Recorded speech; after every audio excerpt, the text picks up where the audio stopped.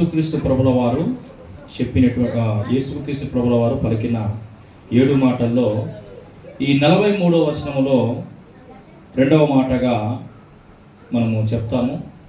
అయితే ప్రభునందు పిల్లరా, నేను ఈరోజు యేసుక్రీస్తు ప్రభుల వారు పలికిన 2వ మాటను గురించి చెప్పను, కానీ ఎందుకంటే మనము గుడ్ ఫ్రైడేలో వింటాము. అయితే మనము ఈరోజు వినబోయేటువంటి అంశము యేసుతో సిలువ వేయబడిన దొంగలను గురించి మనం వింటున్నాం. ఎవరి గురించి వింటున్నామండి? యేసుతో సిలువ వేయబడిన దొంగలు. ఒకసారి మనము 33వ వచనాన్ని అక్కడ మనం చదివినట్లయితే, వారు కపాలమనబడిన స్థలమునకు వచ్చినప్పుడు అక్కడ కుడివైపున ఒకనిని ఎడమ వైపున ఒకనిని ఆ నేరస్తులను ఆయనతో కూడా సిలువ వేసిరి. చూడండి, 33వ వచనంలో మనం గమనించినట్లయితే, వారు యేసుక్రీస్తు ప్రభుల వారిని మరి సిలువ వేయడానికై సిలువని మోపి ఒక స్థలానికి వచ్చారు. కపాలము అనబడినటువంటి స్థలం, అంటే కల్వరి కొండ అని కూడా చెప్పవచ్చు. అయితే ప్రభునందు పిల్లరా, ఈ కపాలమనబడిన స్థలమునకు వచ్చినప్పుడు అక్కడ కుడివైపున ఒకనిని ఎడమ వైపున ఒకనిని ఆ నేరస్తులను ఆయనతో కూడా సిలువ వేసిరి. ఎవరెవరున్నారండి? కుడివైపున ఒకరు. కుడి అంటే ఏది? నాకైతే కుడి ఏది? నా కుడి ఇది, ఇదే కదా నా కుడి ఇది. కుడివైపున ఒకరిని ఎడమ వైపున ఒకరిని ఏం చేశారండి? సిలువ వేశారు. వారి మధ్యలో యేసుక్రీస్తు ప్రభుల వారిని సిలువ వేయడం జరిగింది. వాళ్ళెవరు? నేరస్తులు, తప్పు చేసిన వారు, లేకపోతే పాపము చేసిన వాళ్ళు. ఇంకా కొన్ని చోట్ల వారు దొంగలు అని కూడా అక్కడే మనము తీసుకున్నటువంటి భాగములో మరి దొంగ అనేటువంటి మాట మనకు అక్కడ కనబడుతుంది కదా. చూడండి ప్రభునందు పిల్లరా, ఇంకొక వచనంలో యేసుక్రీస్తు ప్రభుల వారు 2వ మాటను పలికే సమయంలో ఇంకో సువార్తలో మరి దొంగ అనేటువంటి పదము ఉంది. అయితే ప్రభునందు పిల్లరా, వీళ్ళిద్దరు కూడా ఎవరండి? నేరస్తులు, అంటే నేరము చేసినారు. ఎవరికి శిక్ష విధిస్తారు? ఎవరైతే నేరము చేస్తారో, ఎవరైతే తప్పు చేస్తారో అటువంటి వారికి ఒక్కో దేశంలో ఒక్కో శిక్ష. మన ఇండియాలో, మన భారతదేశంలో ఒక్కొక్క దానికి ఒక్కో శిక్ష ఉంటుందన్నమాట. యావజ్జీవ కారాగార శిక్ష అని, 7 సంవత్సరాల జైలు శిక్ష అని, 5 సంవత్సరాల శిక్ష అని, జీవిత ఖైదీ అని, అలాగనే ఇంకా మరణించేటువంటి శిక్ష అయితే ఉరివేసి శిక్ష విధిస్తారు. ఒక్కో దేశంలో ఒక్కో విధముగా ఈ శిక్షలు అనేటివి ఉంటాయి. కొన్ని దేశాల్లో ఏమి కొట్టరు, తిట్టరు, చంపరు, ఆకలితో చంపేస్తారు. అంటే అన్నం పెట్టరు వాళ్ళకి, జైల్లోనే పెడతారు. జైల్లోనే ఏమాత్రము కూడా తిండి అనేది పెట్టరు. మీరు ఎప్పుడైనా మరి ఒక ఫోటోని గమనించింటారు. ఆ ఫోటోలో ఒక కూతురు మరి ఆ తండ్రికి ఆహారం పెట్టడానికి వెళ్ళినప్పుడు మరి ఆ కూతురు ఆహారాన్ని ఏం చేస్తారు? పాడేస్తారు. ఏమాత్రం కూడా ఆహారాన్ని పెట్టరు. కానీ ఆమె తన తండ్రికి ఆ ఆకలితో ఏమాత్రం కూడా మాడిపోకూడదని పాలిస్తుంది. ఆమె పోయినప్పుడల్లా పాలిచ్చేది. చూడండి ప్రభునందులారా, అలాగున్న ఆకలితో మార్చి చంపేస్తారు కొన్ని దేశాల్లో. కొన్ని దేశాల్లో ఏమో మరి ఉరి శిక్ష వేస్తారు మన దేశంలో. అలాగున ఈ రోమా ప్రభుత్వములో మరి ఎవరైతే తప్పు చేస్తారో అటువంటి వారికి ఏం చేసేవారండి? సిలువ వేస్తారు. అడ్డం ఒక కర్ర, నిలువ ఒక కర్ర పెట్టి ఏం చేస్తారంటే శీలలు వేసి ఏం చేస్తారు? చంపేస్తారు. అయితే వాళ్ళు చనిపోకపోతే కాళ్ళను కూడా నరికేస్తారు. అలాగున్న ప్రభునందుకులారా, ఆ దేశములో ఆ రోమా గవర్నమెంట్ వారు విధించేటువంటి శిక్ష. అయితే ఈ ఇద్దరు మరి నేరస్తులను యేసుక్రీస్తు ప్రభుల వారితో పాటు ఎడమ వైపున ఒకరిని, కుడివైపున ఒకరిని సిలువ వేయడం జరిగిందండి ప్రభునందులారా. చూడండి ప్రభునందులారా, ఈ ఇద్దరు, ఒకసారి మనము 39వ వచనంలోకి మనం వెళ్ళినట్లయితే, వేలాడవేయబడిన ఆ నేరస్తుల్లో ఒకడు ఆయనను దూషించుచు నీవు క్రీస్తువు కదా. చాలు. చూడండి ప్రభునందులారా, ఈ యొక్క 39 నుంచి 43 వచనాలలో చాలా మందికి చాలా ప్రశ్నలు మొదలవుతాయి. మరి రక్షించబడింది నిజంగా ఏ దొంగ? ఎడమవైపున ఉన్న దొంగనా, కుడివైపున ఉన్న దొంగనా అనే ప్రశ్న. అలాగనే మరి బాప్తిసం పొందుకోకుండానే ఆ నేరస్తునికి రక్షణ వచ్చిందా? అలాగనే పరదేశు అంటే ఏంటి అని ప్రశ్నలు చాలా ఈ యొక్క భాగంలో చాలా ప్రశ్నలు మొదలవుతాయి. చూడండి ప్రభునందులారా, ఇక్కడ మనం గమనించినట్లయితే ఈ ఇద్దరు దొంగలు, ఎడమ వైపున ఉన్న దొంగ పేరు, నేరస్తుని పేరుని ఏమంటారంటే సెస్టర్స్ అంటారు. సెస్టర్. ఎడమవైపున ఉన్న దొంగ పేరు ఏంటండి? సెస్టర్, అనగా శిలా హృదయుడు అని అర్థం. కుడివైపున ఉన్న దొంగ పేరు, రైట్ సైడ్ ఉండేటువంటి దొంగ పేరు డిస్మస్. ఏంటంటే డిస్మస్ అంటే అస్తమించే సూర్యుని వైపు తిరుగువాడు అని అర్థం. అర్థమవుతుందా? మనకు చాలాసార్లు మనం వింటాం, వారి పేర్లు మనకు అర్థం కాదు. అంటే బైబిల్లో లేవు, కానీ కొన్ని పుస్తకాల్లో, కొన్ని చరిత్ర పుస్తకాల్లో మరి వారి పేర్లు మెన్షన్ చేశారు. చూడండి ప్రభునందులారా, సెస్టర్స్ అనగా హృదయుడు ఎడం వైపున ఉన్నవాడు.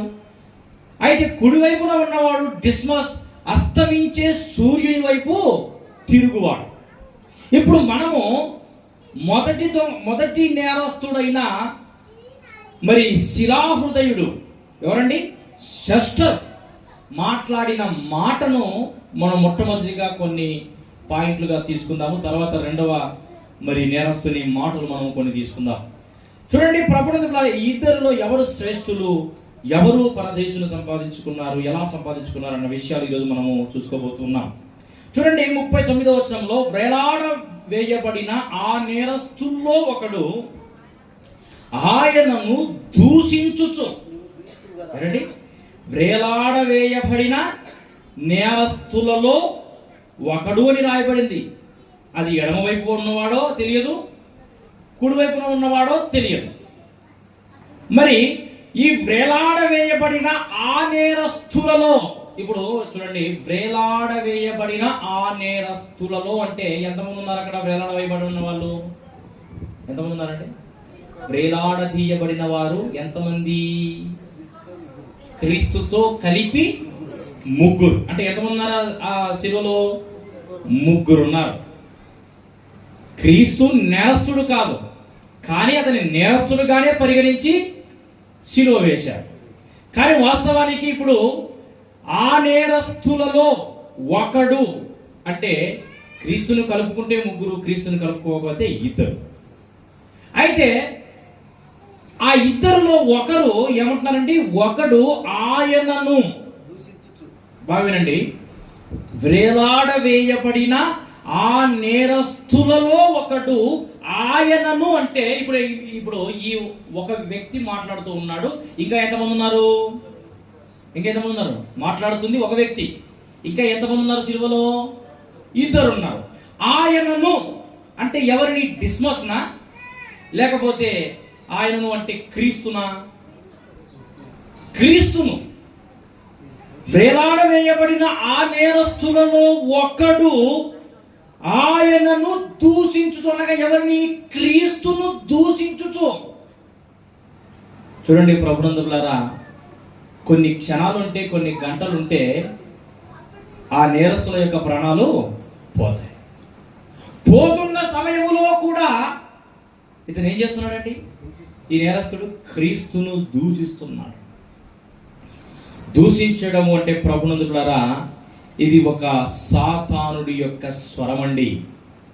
అతనిలో సాతానుడు క్రీస్తు గురించి అలా మాట్లాడనిస్తూ ఉన్నాడు. మనందరికీ తెలుసు, ఆ యోబు గ్రంథం 1వ అధ్యాయము 9వ వచనాన్ని మనం చూసుకుందాం. ఇది ఏ స్వరం అంటే దూషించేటువంటి స్వరము, అది ఆ దొంగ స్వరం, అంటే సాతానుడి యొక్క స్వరం. 1:9 చదవండి, యోబు 1:9. అని అడగగా అపవాది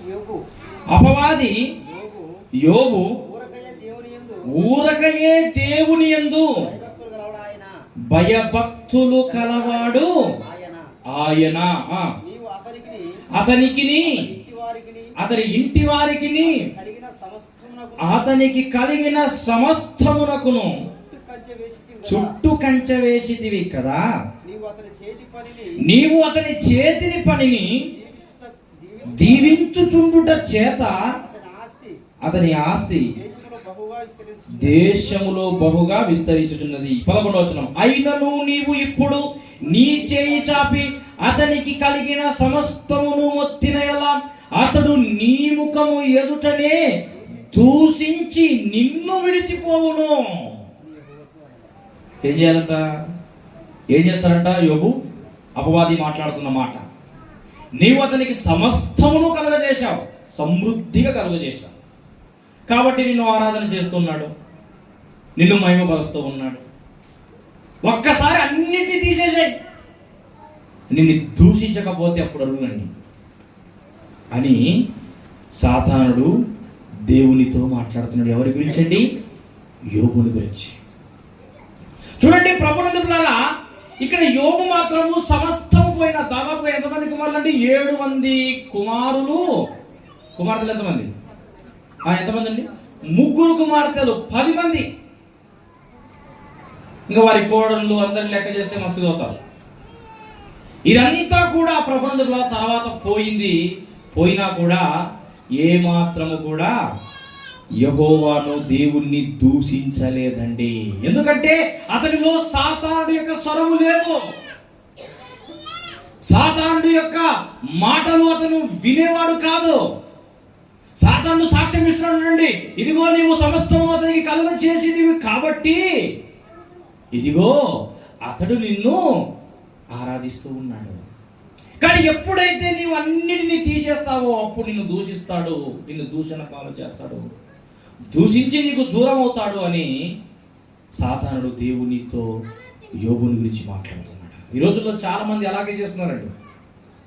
ఇచ్చినప్పుడేమో దేవునికి ఆరాధించడం, ఒకవేళ ఏదైనా నష్టం కలిగిందనుకో దేవుని ఏం చేస్తున్నారండి? దూషిస్తున్నారు. నాకు నిజంగా దేవుడు అనేవాడు ఉండితే నాకు ఇలా జరిగేదా, అసలు దేవుడే లేడు, దేవుడు ఎక్కడున్నాడో, దేవుడే లేడు అని ఏం చేస్తారంటే దేవుణ్ణి దూషిస్తారు. అయితే ప్రభునందులారా, ఈ దూషించేటువంటి విషయంలో చూడండి, మనం మరొక మాట చదువుకుంటాము. 2వ అధ్యాయం 5వ వచనంలో చూడండి, సాతానుడు ఆ మాట అన్నాడు, నిన్ను దూషిస్తాడని. 2వ అధ్యాయం 5వ వచనం. ఇంకొకసారి నీవు చేయి చాపి అతని ఎముకను అతని దేహమును మొత్తినలా. అప్పుడు ఏమన్నాడు? నీవు సమస్తమును తీసివేస్తే నిన్ను దూషిస్తాడన్నాడు. సమస్తములో అంటే కుమారుడు. చూడండి ప్రభునందులారా, మరి మొత్తం ఆస్తి అంతటిని కూడా ఏం చేశాడండి? నాశనం చేశాడు. కుమారులు, కుమార్తెలు, పశువులు, గొర్రెలు, మందలు అన్ని కూడా, ఆస్తి అంతా కూడా పోయింది యోబుకు. కానీ దేవుణ్ణి దూషించాడు. ఏమన్నాడు?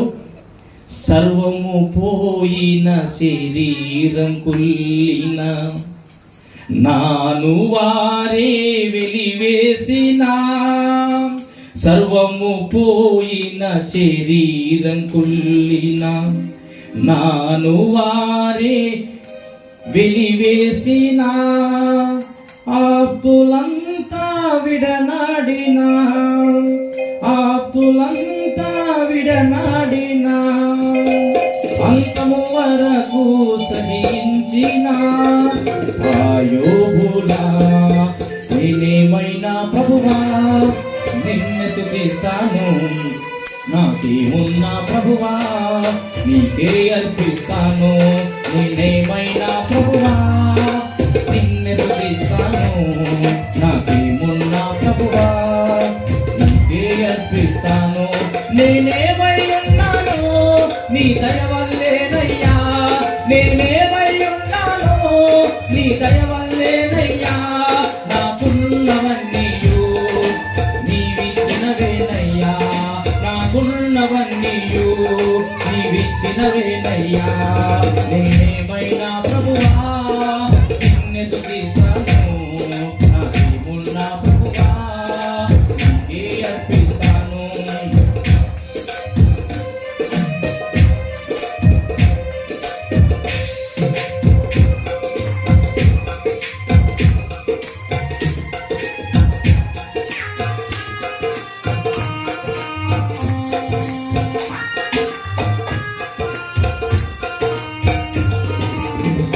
నామటుకైతే బ్రతుకుట తీస్తే చావైనాది నాకెంతో మేలే. నామటుకైతే బ్రతుకుట తీస్తే చావైనాది నాకెంతో మేలే. ఇదిగో నేను ఉన్నానయ్యా, ఇదిగో నేను ఉన్నానయ్యా, దయతో నన్ను గైకొనుమయ్యా, దయతో నన్ను గైకొనుమయ్యా.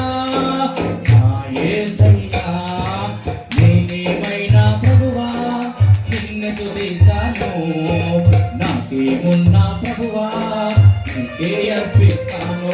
నేనేమై ఉన్నాను నీ దయ వల్లేనయ్యా, నేనేమై ఉన్నాను నీ దయ వల్లేనయ్యా. నాకున్నవన్నీయు నీవిచ్చినవేనయ్యా, నాకున్నవన్నీయు నీవిచ్చినవేనయ్యా. ఆమేన్.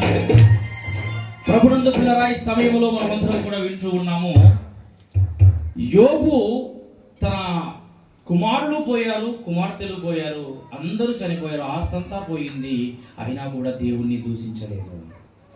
అప్పుడు మళ్ళీ దేవుడు అన్నాడు, చూస్తే ఆస్తంతా పోయినా కుమారులు పోయినా కూడా యోబు నన్ను ఏమాత్రము కూడా దూషించకుండా యథార్థను ఏమాత్రం కూడా వదలలేదు అన్నప్పుడు మరలా అపవాది అంటున్నాడు, నీవు అతని అంతా పోగొట్టావు, అయితే ఇదొక్కసారి నీవు అతని శరీరానికి నీవు గాయము కలుగజేసిన ఎడల అప్పుడు నిన్ను ఖచ్చితముగా దూషిస్తాడని కూడా చెప్పాడు. చదవండి ఒకసారి ఆ మాట. 2:9,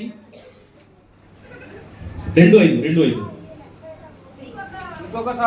ఇంకొకసారి నీవు చేయి చాపి అతని ఎముకను అతని దేహమును ఒత్తినడల అతను నీ ముఖం ఎదుటనే దూషించి నిన్ను విడిచిపోవును అనేను. రెండోసారి అంటున్నాడు, అతని శరీరమును అతని ఎముకను నీవు ముట్టితే ఆ నొప్పికి తట్టుకోలేక అతను నిన్ను దూషిస్తాడు అన్నాడు. చూడండి ప్రభుత్వ అయినప్పటికీ కూడా 9వ వచనములో మనం గమనించినట్లయితే అతని భార్య వచ్చి నీవు ఇంకను యథార్థను వదులుకొందువా దేవుని దూషించి మరణము కమ్మనెను. అంటే సాధారణ ఏం చేస్తాడంటే మన చేత మనకు కొన్ని ఇబ్బందులు పెట్టి కొన్ని కష్టాలు పెట్టి శ్రమల్లో మనల్ని ఉంచి మన నుంచి ఆయనను దూషించే ప్రయత్నం చేస్తున్నాడు ప్రభునందుకులారా. అదే వేలాడదీయబడినటువంటి ఆ నేరస్తుల్లో ఒకడు సాధారణ ఆ ఒకరిని దేవుణ్ణి దూషించే విధముగా తయారు చేశాడండి. చూడండి ఏమంటాడండి ఆ నేరస్తుడు, మన చదవండి మాట 8వ అధ్యాయంలో. ఒకడు ఆయనను దూషించుచు నీవు క్రీస్తువు కదా, దూషిస్తూ ఏమంటున్నాడండి, నీవు క్రీస్తువు కదా అంటున్నాడు. అంటే నీవు క్రీస్తువు అని ఒప్పుకోవట్లే, అక్కడ క్రీస్తువు కదా అంటున్నాడంటే నీవు క్రీస్తువు ప్రభువా, నీవు రక్షకుడు ప్రభువా, నీవు అభిషిక్తుడు అని చెప్పట్లే. ఎలా మాట్లాడుతున్నాడు ఆ మాట, దూషిస్తూ హేళన చేస్తూ.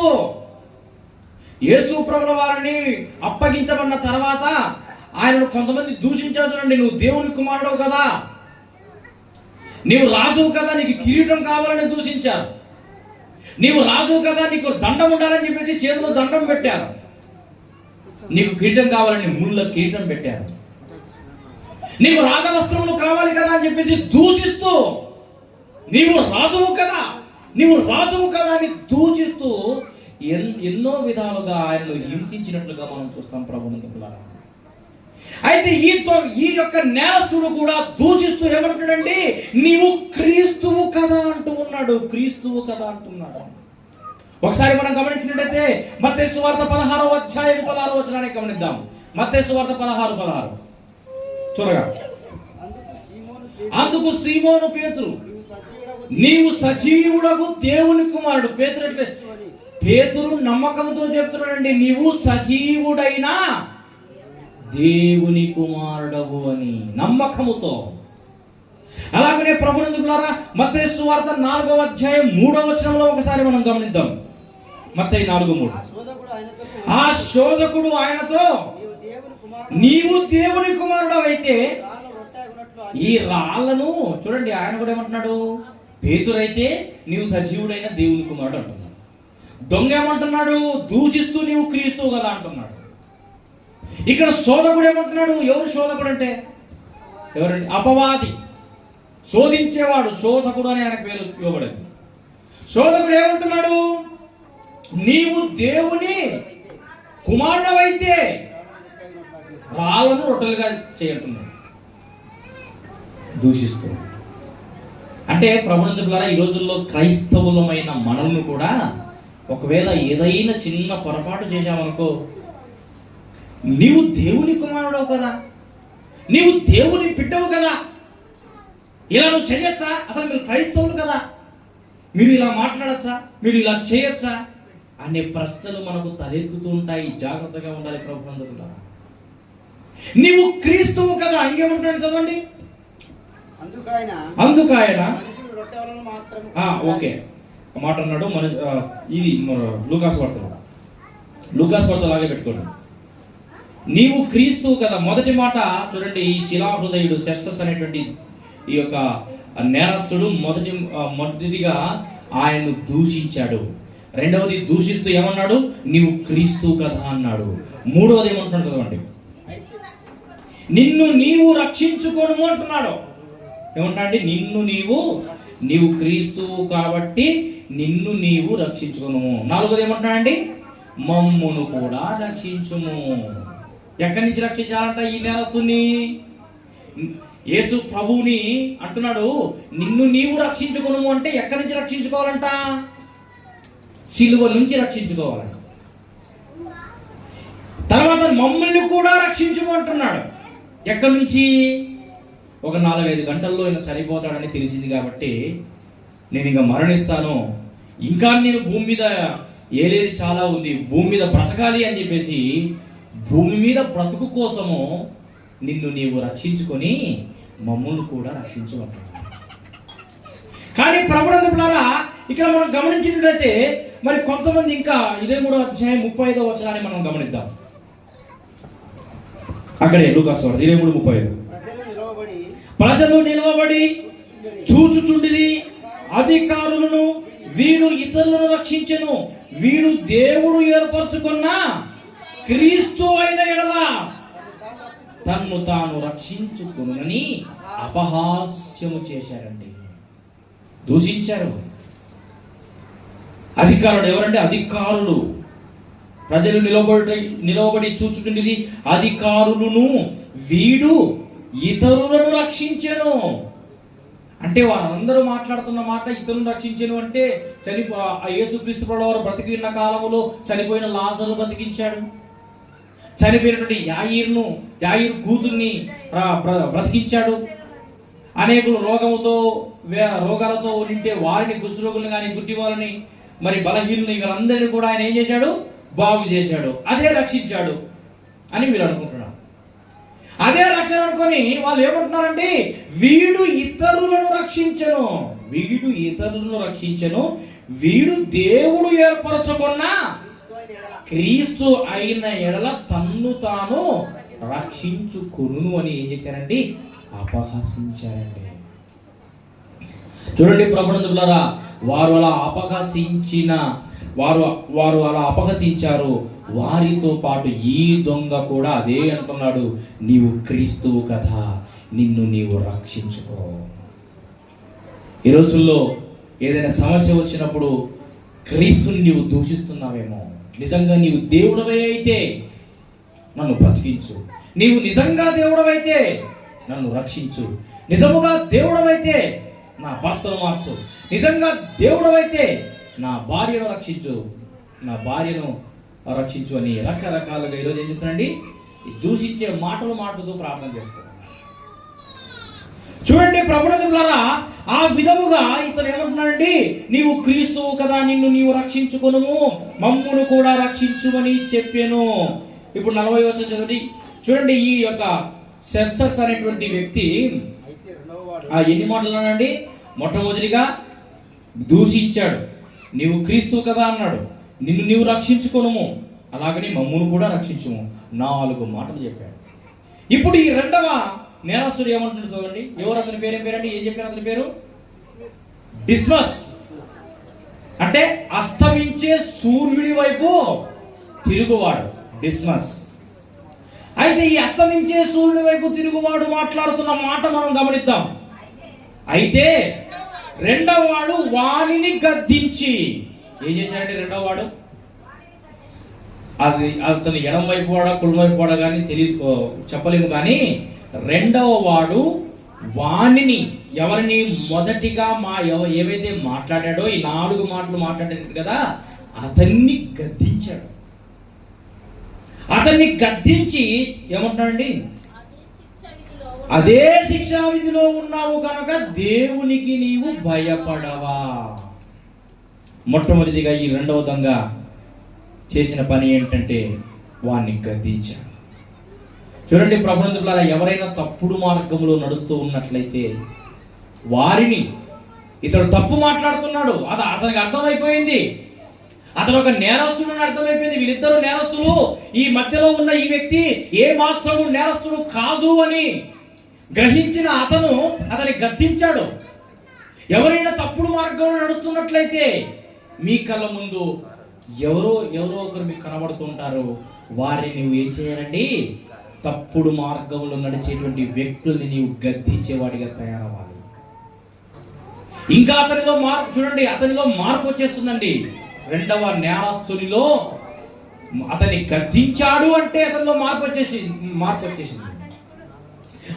వచ్చేసింది కాబట్టి మార్పు పొందిన నీవు ఎవరైనా నీ ఎడల తప్పుడు చేస్తున్నట్లయితే, దేవుని ఎడల తప్పుడు మార్గంలో ఎవరైనా నడిచిన ఎడల నీవు వారిని ఏం చేయాలండి, గద్దించాలి. తిమోతికి ఒక పత్రిక రాస్తూ పౌలు అంటున్నాడు, 1 తిమోతి పత్రిక 5వ అధ్యాయం 20వ వచనం చదవండి ఎవరైనా. ఇతరులు భయపడు నిమిత్తము పాపము చేయు వారిని ఏం చేయాలండి, ఇతరులు భయపడు నిమిత్తము పాపము చేయు వారిని ఏం చేయాలంట, అందరి ఎదుట గద్దించాలంట, అందరి ఎదుట. చూడండి ప్రభునందులారా, పాపము చేసేటువంటి వారిని, తప్పు చేసేటువంటి వారిని ఆ శిలువలో వేలాడదీయబడుతున్నటువంటి ఆ నేరస్తుల్లో ఒకడు అప్పటికప్పుడే మార్పు చెందుతున్నప్పటికీ కూడా ఈ మొదటి దొంగ మాట్లాడుతుంది తప్పు అని గ్రహించాడు. తప్పు అని గ్రహించి ఆ మొదటి దొంగను గద్దిస్తూ ఉన్నాడు. మరి తిమోతికి పౌలు అంటున్నాడు, ఎవరైనా పాపము చేసిన యెడల అందరికీ భయం కలగాలి అంటే ఏం చేయాలి, అందరి ఎదుట గద్దించాలి, అందరి ఎదుట గద్దించాలి. అప్పుడు అందరికి ఏం కలుగుతుందండి, భయం కలుగుతుంది.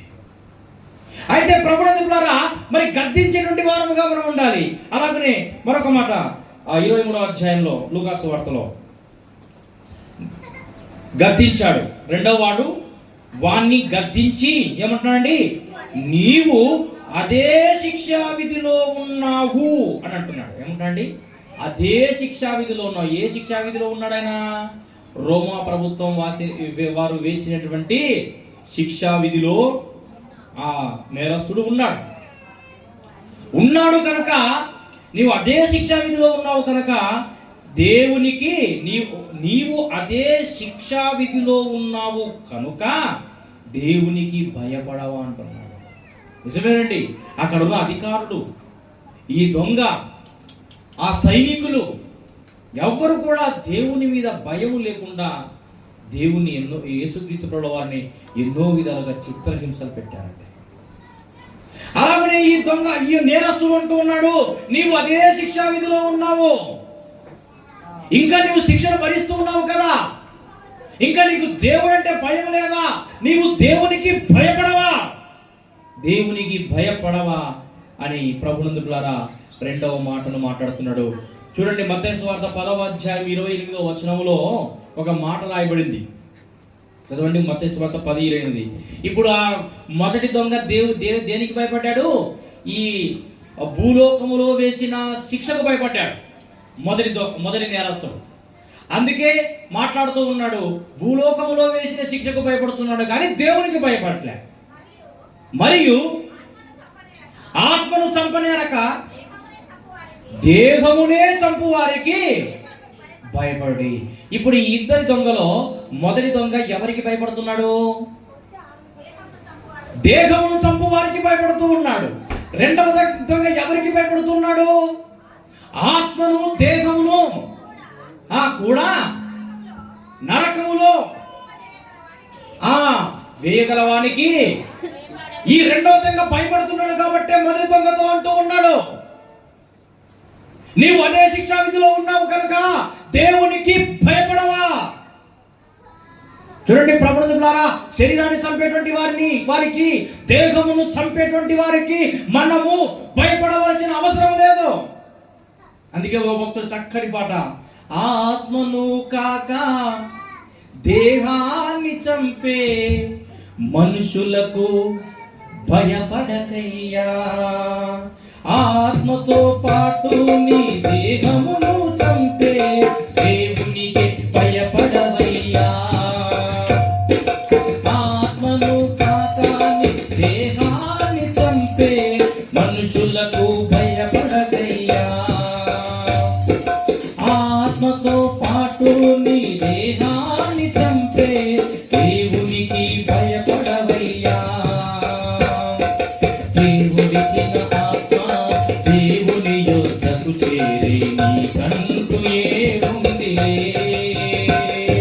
దేవుడిచిన ఆత్మ దేవుని యొద్దకు చేరే నీకంటూ ఏముందిలే, నీకంటూ ఏముందిలే, మార్పు చెందవా నీవు, మార్పు చెందవా, నీ బ్రతుకు మార్చుకోవా, నీ బ్రతుకు మార్చుకోవా, అనుకూల సమయం ఇది ఏనని ఎరిగి మారు మనసును పొందుమా, మారు మనసును పొందుమా. ఆమేన్. చూడండి ప్రభువులారా, ఇక్కడ మనం గమనించినట్లయితే మత్తయి సువార్తలో చదవబడినటువంటి మాట ప్రకారముగా ఆత్మను దేహమును చంపు వారికి మాత్రమే మనం భయపడాలి. కేవలము దేహమును చంపు వారికి మనం భయపడవలసిన అవసరము లేదు. చూడండి ప్రభువులారా, మొదటి దొంగేమో ఈ దేహమును చంపు వారికి భయపడుతూ ఉన్నాడు, కానీ రెండవ దొంగ ఆత్మను దేహమును నరకములు వేయువానికి భయపడుతున్నాడు. మరి నువ్వు ఎవరికి భయపడుతూ ఉన్నావు? నీవు దేవునికి భయపడమంటున్నాడు. మొట్టమొదటిగా వాడిని గద్దించాడు రెండవ నేరస్తుడు. రెండవదిగా నీవు దేవునికి భయపడవా అంటూ ఉన్నాడు. మూడో మాట ఏమంటాడు చూడండి, మనకైతే ఇది న్యాయమే. ఏది న్యాయం అండి? మనకైతే అంటే ఎవరెవరు? ఇద్దరు నేరస్తులు, ఇద్దరు దొంగలు. ఈ ఇద్దరు నేరస్తులు లేక ఇద్దరు దొంగలకు ఏది న్యాయమంట? ఇది న్యాయమే. శిలువ శిక్ష న్యాయమే. ఎందుకు? వారు తప్పు చేశారు కాబట్టి. అంటే ప్రభునందులారా, ఈ రెండవ దొంగ తాను చేసిన తప్పును ఒప్పుకుంటున్నాడండి. తాను చేసిన తప్పును ఒప్పుకుంటున్నాడంటే ఒప్పుకోకముందు తాను చేసిన తప్పును ఏం చేశాడు? విడిచిపెట్టాడు. కానీ మొదటి దొంగ అలాగుని పెట్టుకుని క్రీస్తుతో మాట్లాడుతూ ఉన్నాడు. మరి నీవు చేసిన తప్పుని ఒప్పుకుంటున్నావా లేదా అన్నది ఒక్కసారి నీవు గ్రహించుకోవాలి ప్రభునందులారా. ఆయన అంటున్నాడు, ఆ నేరస్తుడు అంటున్నాడు, దేవునికి భయపడవా. మనకైతే ఇది న్యాయమే. ఎందుకంటే మనం తప్పు చేశాం. తప్పు చేసిన వాడు దేనికి పాత్రుడండి? శిక్షకు పాత్రుడు. పాపము చేసిన వాడు శిక్షకు పాత్రుడు. అది భూలోకమును, అక్కడ ఆయన మాట్లాడుతున్న మాట ప్రకారంగా భూలోకములో వేసినటువంటి శిక్షను గురించి మాట్లాడుతున్నాడు. మనకైతే ఇది న్యాయమే. మనం నేరస్తులము, మనం తప్పులు చేశాము, మనం పాపములు చేశాము. దొంగతనములు చేశాము, మనుషుని హత్య చేశాము. కాబట్టి మనము ఈ శిలువ శిక్ష భరించడము మనకు ఇది న్యాయమే. ఏమంటున్నాడండి? మనము చేసిన వాటికి ఏం పొందుతున్నారంట? తగిన ఫలము. మొట్టమొదటిగా గద్దించాడు. రెండవది దేవునికి భయపడవా అంటూ ఉన్నాడు. మూడవది మనకు ఇది న్యాయమే అంటున్నాడు. నాలుగవది మనము చేసిన వాటికి తగిన ఫలము ఏమంటున్నాడండి? పొందుతున్నాము అంటూ ఉన్నాడు. తప్పు చేసిన వాడు, పాపము చేసిన వాడు శిక్షకు పాత్రుడవుతాడు. ప్రభునందులారా, ఒకవేళ నీవు ఈ లోకములో జీవించినప్పుడు నీవు పాపము చేసిన వాడవైతే, పాపము జోలికి నీవు వెళ్ళిన వాడవైతే, ఒకానొక సమయంలో నీకేం కలుగుతుందండి? శిక్ష కలుగుతుంది. ఆ శిక్షలోకి నీవు వెళ్తావు. ప్రభునందులారా, ఇక్కడ అంటూ ఉన్నాడు, మనము చేసిన వాటికి తగిన ఫలము. మనము చేశాము కాబట్టి తగిన ఫలము పొందుతున్నాము. ఇంకా 5వ మాట ఏమంటాడండి? ఈయన ఏ తప్పిదమును చేయలేదని చెప్పాడు. ఆయనకు అర్థమవుతుందని నిజంగా ప్రభునందులారా, శిలువ మోసుకొనుచున్న సమయం నుంచి ఆయనను కొరడ దెబ్బలు కొట్టడము, తల మీద ముళ్ళ కిరీటం పెట్టడము, రక్తాలు కారడము, ఆ భారము భరించడము, కాళ్ళలో చేతుల్లో మ్రేకులు తిప్పినా కింద ఉన్నటువంటి సైనికులు, అధికారులు ఆయన్ను దూషిస్తున్నా, హేళన చేస్తూ ఉన్నా, ఆయన్ను ఉమ్మి వేసిన ప్రభునందులారా, ఆయన మొట్టమొదటి మాట ఒకటి పలికాడు సిలువలో. ఏ మాట అండి? ఏ మాట పలికాడు సిలువలో? తండ్రి, వీరేమి చేయుచున్నారో వీరెరుగరు కనుక వీరిని క్షమించు. అంతా గమనిస్తున్నాడు ఆయన. ఈయన ఏంటి సిలువను మోస్తున్నాడు? ఈయన ఏంటి కొడ దెబ్బలు భరిస్తూ ఉన్నాడు? ఈయన ఏంటి ఇంతమంది దూషణ పాలు చేసిన, అవమానం చేసిన? తండ్రి, వీరేమి చేయుచున్నారో వీరెరుగరు, వీరిని క్షమించమంటున్నాడే. ఈయన ఎంత గొప్పవాడు! ఈయన ఎంత గొప్పవాడు! వీరేమి చేస్తున్నారో వీరు ఎరుగరు, వీరిని క్షమించమని అంటున్నాడంటే నిజముగా ఈయన గొప్పవాడు అని గ్రహించిన దొంగ నేరస్తుడు అతనిలో మార్పు వచ్చేసిందని ప్రభునందులారా, అతనిలో మార్పు వచ్చేసింది. ఎంత కొట్టినా కూడా ఈయన క్షమించమని అడుగుతున్నాడు, కానీ ఏ మాత్రం కూడా దూషణ మాటలు మాట్లాడలేదు అని తెలుసుకున్న ఇతరులో మార్పు వచ్చి, ఎప్పుడైతే మొదటి దొంగ అన్ని విషయాలు క్రీస్తుని దూషిస్తూ మాట్లాడుతున్నాడో వాడిని గద్దించి, నీవు దేవునికి భయపడవా? నీవు అదే శిక్షా విధిలో ఉన్నావు. నీవు దేవునికి భయపడవా? నేను నేరము చేశాము కాబట్టి, మనం తప్పులు చేశాము కాబట్టి ఈ శిక్ష మనకు న్యాయమే, మనం దీనికి తగిన ఫలమును పొందుచున్నాము. ఏ పాపము ఎరుగని ఈయన, ఏ పాపము ఎరుగని నీవు,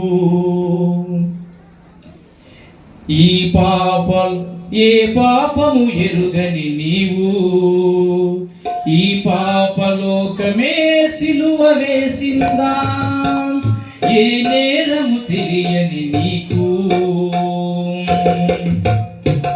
ఎవరి కోసమో ఈ ప్రాణత్యాగము, ఎవరి కోసమో ఈ ఘోర మరణము, నీ కోసమే నా కోసమే కలువరి పయనం, ఈ కలువరి పయనం, కలువరి పయనం, ఈ కలువరి పయనం, ఎవరి కోసమో ఈ ప్రాణత్యాగము, ఎవరి కోసమో ఈ ప్రాణత్యాగము, ఏ పాపము ఎరుగని నీకు, ఈ పాపలోకమే సిలువ వేసిందా, ఏ నేరము తెలియని నీకు, అన్యాయపు తీర్పులే ఇచ్చిందా, మోయలేని నానుతో మోము పైన ముమ్ములతో, నడవలేని నడకలతో కడపడుతూ పోయావా, సోలివాలి పోయావా, ఎవరి కోసమో ఈ ప్రాణత్యాగము, ఎవరి కోసమో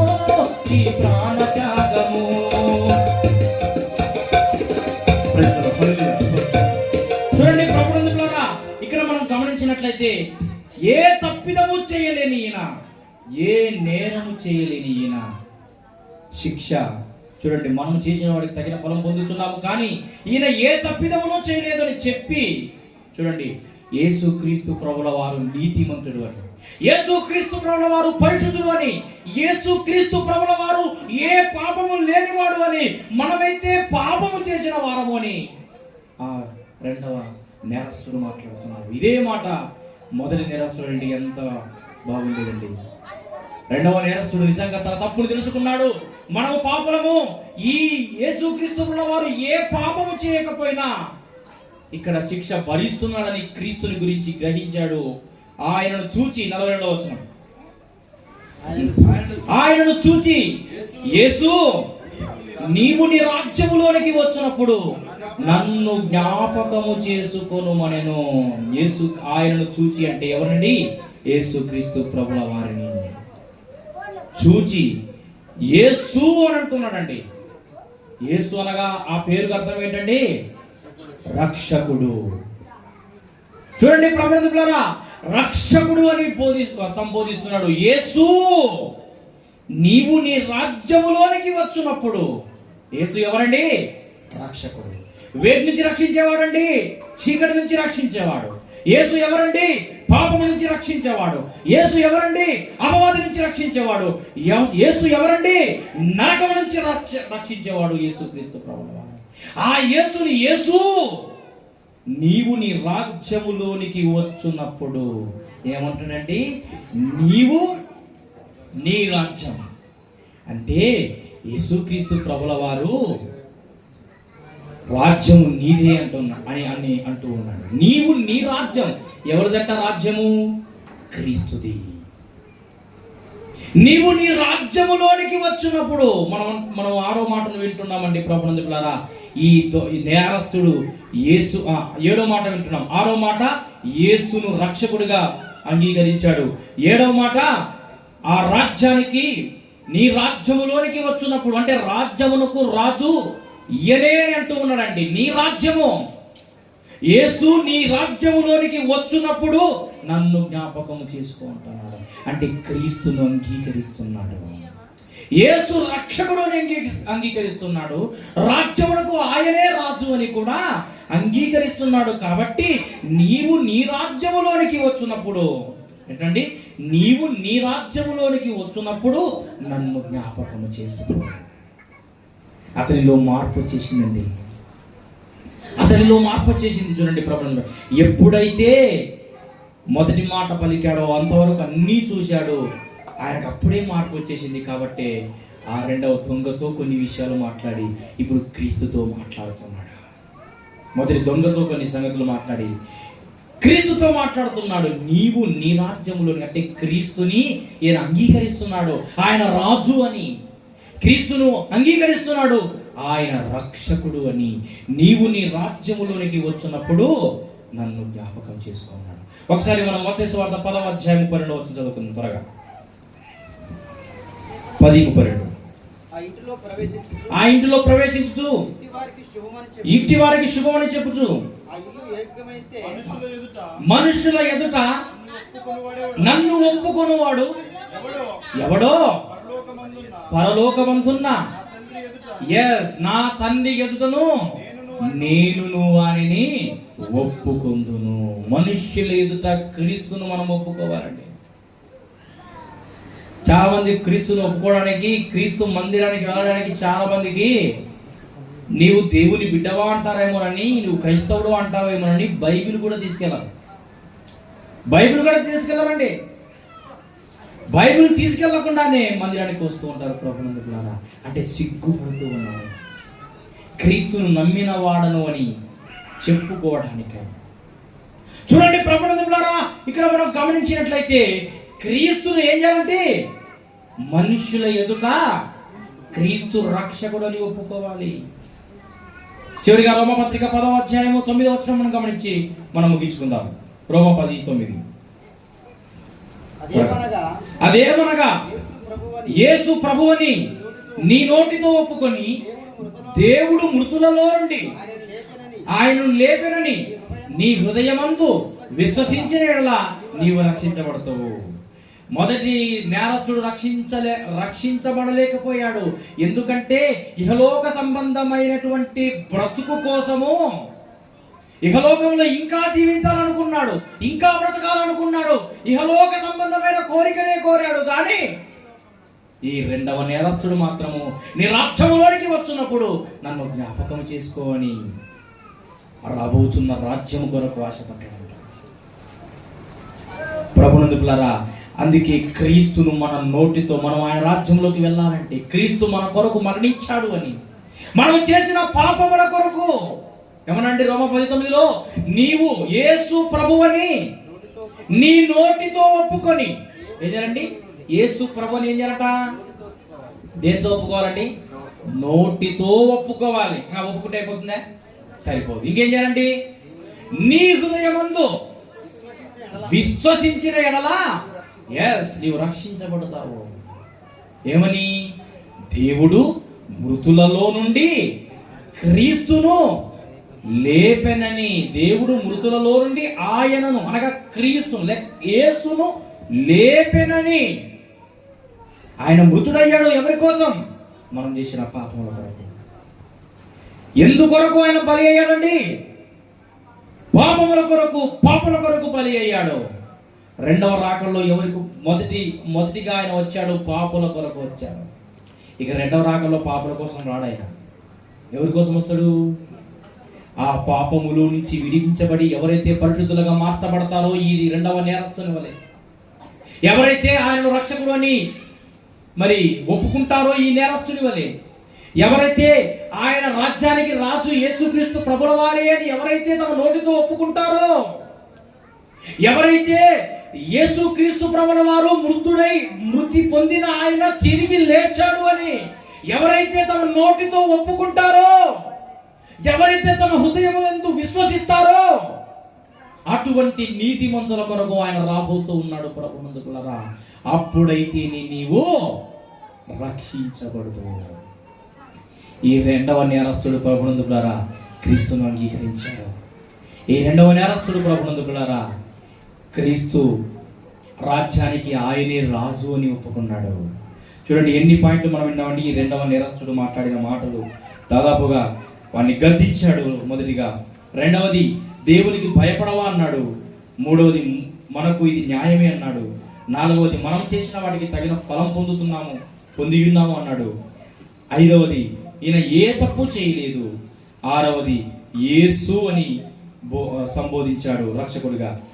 ఏడవది రాజ్యమునకు ఆయనే రాజు అన్నాడు. ఎనిమిదవది నన్ను జ్ఞాపకం చేసుకో అన్నాడు. నీ రాజ్యంలోనికి వెళ్ళినప్పుడు నన్ను జ్ఞాపకం చేసుకో. ప్రభునందులారా, దేవుడు నిన్ను జ్ఞాపకం చేసుకోవాలంటే ఈ రెండవ నేరస్తుడు ఏ విధముగా తన తప్పుని తెలుసుకొని, తన తప్పులకు శిక్ష భరిస్తున్నాను అని తెలుసుకొని క్రీస్తు ఎప్పుడైతే అంగీకరించాడో ఆ రెండవ నేరస్తుడు గురించి క్రీస్తు మాట్లాడుతున్న మాట, చివరి మాట 43వ వచనం చదవండి.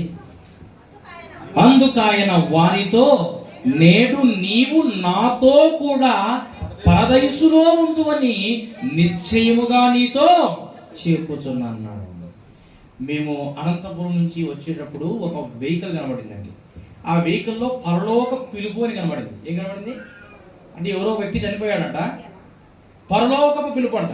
మేము అప్పుడు నవ్వుకున్నాం, ఏంటి పరలోక పిలుపు అంటే ఈయన చనిపోయిన వెంటనే పరలోకానికి వెళ్తాడా? ఈయన చనిపోయిన వెంటనే పరలోకానికి వెళ్తాడా అనే డౌట్ వచ్చింది మాకు. చూడండి ప్రభువులారా, చనిపోయిన వెంటనే మనం పరలోక రాజ్యానికి వెళ్దాం. మరి పరలోక రాజ్యానికి వెళ్తే మరి యేసుక్రీస్తు ప్రభువారు, మరి ఆ రెండవ నేరస్తుడు నీవు నీ రాజ్యంలోనికి వచ్చినప్పుడు జ్ఞాపకం చేసుకో అన్న తర్వాత యేసుక్రీస్తు ప్రభువారు, నేడు నీవు నాతో కూడా ఎక్కడ ఉంటాడు?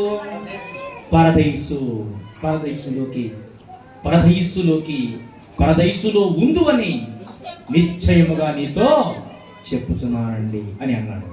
కాబట్టి మరణించిన ప్రతి ఒక్కరూ మొట్టమొదటిగా పరదైసుకు వెళతారు. ప్రభునందుకులారా, మరి యేసుక్రీస్తు ప్రభువారు నిశ్చయముగా చెప్పుతున్నా అన్నాడు. అందుకు ఆయన నేడు నీవు నాతో కూడా, నేడే నీవు నాతో కూడా పరదైసులో నాతో పాటు ఉంటావు అని నిశ్చయముగా చెప్పుతున్నాను అన్నాడండి ప్రభునందుకులారా. ఖచ్చితంగా చెప్పాడంటే ఖచ్చితముగా ఆ రెండవ నేరస్తుడు క్రీస్తుతో పాటు